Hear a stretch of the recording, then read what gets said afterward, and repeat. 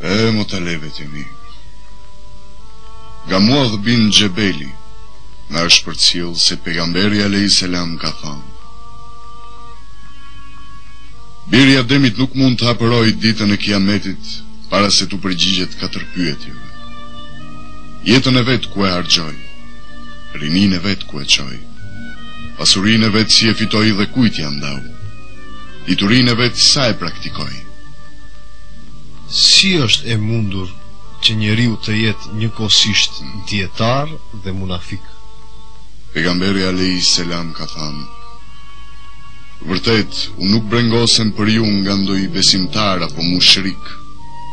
Besimtarin e mbron imani i tij, kurse mushrikun e asgjëson kufri i tij. Por brengosem për ju nga ndoj munafik, që diturinë e ka në gjuhë, flet për atë që ju e doni, kurse punon për atë që ju e urreni.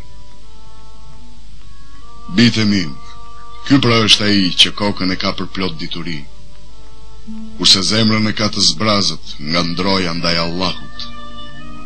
E cila është shenja e drojës ndaj Allahut?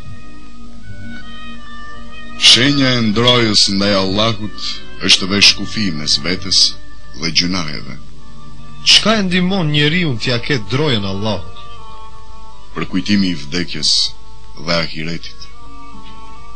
Kjo i pastron zemrat e dëmkosura dhe i azvoglon njeriu lakmin ndaj kësaj bote.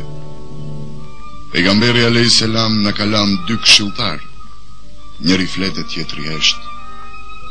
Ai që flet është Kurani, ndërsa ai që hesht është vdekja.